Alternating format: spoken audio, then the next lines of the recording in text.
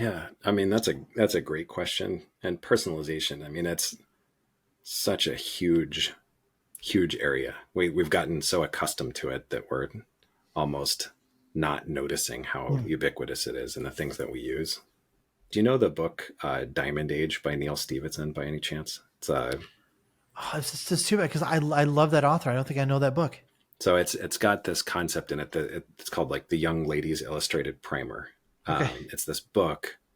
It's like kind of a super high tech book Okay. that adapts to everything that the reader needs to know. Sure. So it's kind of like it understands what level they're at and like kind of meets them there. It's like a very personalized experience. And actually I think an important element of the book is that there's a strong emotional connection, which maybe Hmm. is I think is actually really relevant, but Yeah. doesn't get talked about very much. But I've actually heard this huge uptick in the past 6 months or so. It's like I've heard a lot of people talking about that book because you can't, if you've read that book, you can't help but seeing like Claude or Chat GPT and like seeing little glimmers of that Young Ladies Illustrated primer. Sure. But I do think that that's where the reason I mention it is that there's so much that goes into personalization in order for it to be meaningful. Hmm. That's not just like you listened to this, so you might like that.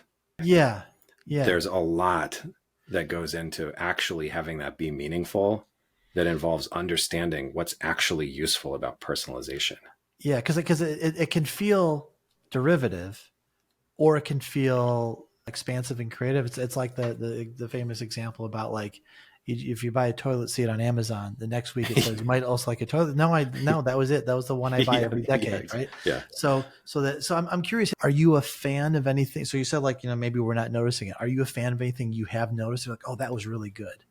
I think this is not necessarily, actually this isn't personalization, but I think one thing I've noticed is actually if you go shopping on Amazon and you Hmm. see the reviews, the product reviews, it used to be the case that they've been trying for a long time to summarize if a product has thousands of reviews. Sure. They try to summarize those. And actually, you know how there's sometimes those funny product reviews on Amazon? There's Yeah. like a gallon of whole milk. There's